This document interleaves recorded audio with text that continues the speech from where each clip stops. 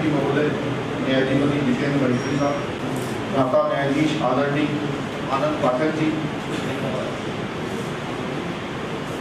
इस कार्यक्रम में भोपाल से विशेष रूप से पधारे एडीजे साहब श्री सुशोभन बनर्जी साहब,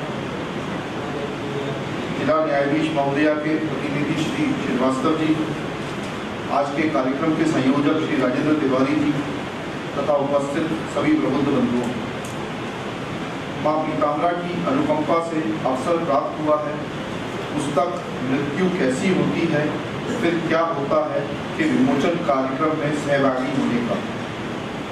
यह सहज मानव स्वभाव है कि वह अपने भविष्य के प्रति सदैव जिज्ञासु रहता है, वह चाहे योगी हो या वामपंथी या दोनों के मध्य की स्थिति वाला संसारिक भविष्य के प्रति जिज्ञासा परोक्ष या अपरोक्ष उसके कर्म को निर्देशित करती है।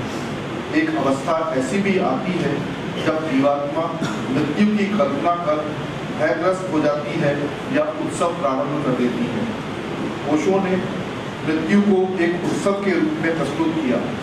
भगवान श्री कृष्ण ने भी यही संदेश दिया कि जीवन एक रास है और मृत्यु महारास। श्री राजेंद्र तिवारी जी ने पुस्तक का पहला अध्याय रखा है मृत्यु से भय क्यों। मेरा मत है कि भय एक ऐसी क्रिया है जो जीवन में न्यूटन के तीसरे सिद्धांत से प्रतिवेदित होती है, अर्थात कर्म और क्रियाशीलता को, जिसे हम एक्शन और रिएक्शन कहते हैं, संचालित करती है। मानव जीवन विभिन्न विचारधाराओं से समन्वित होता है। उसमें चार्वाक दर्शन eat drink and be merry की एक चरण या विचार हो सकता है, संपूर्ण जीवन नहीं।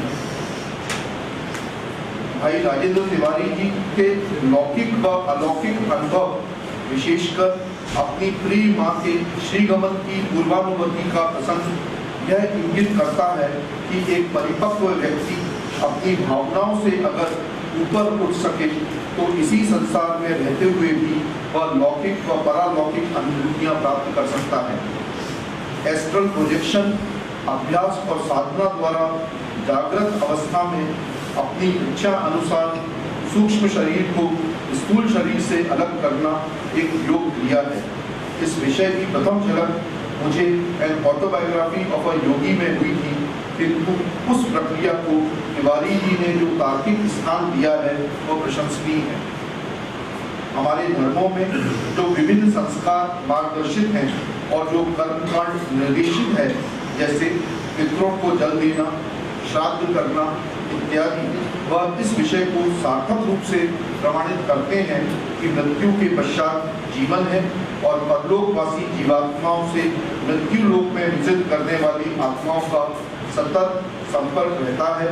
कौतूहल मात्र इतना है कि किस व्यक्ति को अपनी जागृति के अनुसार कितनी और कैसी अनुभूति होगी।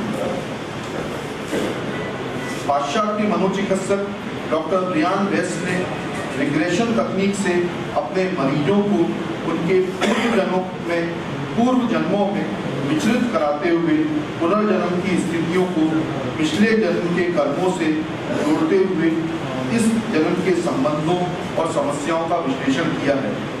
स्वामी सुखबोधानंद जी अपनी पुस्तक ओ माइंड रिलैक्स प्लीज में कहते हैं कि कैसे ईश्वर से भयक्रांत जीवन को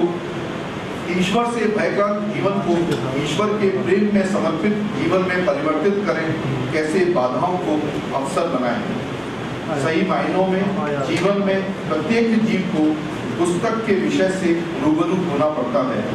अंतर केवल चेतना का है। व्यक्ति की चेतना यह निश्चित करती है कि उसे मृत्यु साकार प्राप्त होगी या निराकार। राजेंद्र तिवारी जी ने अपनी पुस्तक के माध्यम से सरल भाषा और सीधे तर्कों से यह भी समझा दिया है कि मृत्यु उत्सव भी कर्मों से शासित होता है। कर्म ही एक ऐसा लेखा जोखा है जो हम अपने साथ जन्म जन्मांतर तक अपनी पूंजी के रूप में सहेज कर रख सकते हैं और वही मृत्यु पर्यंत अजर है, अमर है। इंद्रियों के कर्मों का साक्षी होना ही नियति है, किंतु जैसे हम योग ज्ञान से इंद्रियों के कर्म को दिशा दे सकते हैं, वैसे ही जीवन और मृत्यु को बनाने वाला संगठक एक ही तत्व है, इसलिए रूपांतरण हो सकता है और होता है। जैसे बीज वृक्ष बनता है और उसी वृक्ष से बीज, वैसे ही जीवन से मृत्यु और मृत्यु से जीवन की परिक्रमा पूर्ण होती है। इस ज्ञान को श्री कृष्ण ने गीता में प्रतिपादित किया, वैसे ही तिवारी जी ने अपनी पुस्तक में जीवन और मृत्यु के अंतर और आत्मीयता को प्रस्तुत किया है। मुझे कहने में कोई संकोच या अतिशयोक्ति प्रतीत नहीं होती कि पुस्तक मृत्यु कैसी होती है, फिर क्या होता है। कलयुग में भगवद गीता के विषय पर अपनी विशिष्ट शैली की आधुनिक टीका है, जिसके लिए लेखक साधुवाद के पात्र हैं। आपने मुझे इस कार्यक्रम में बुलाया।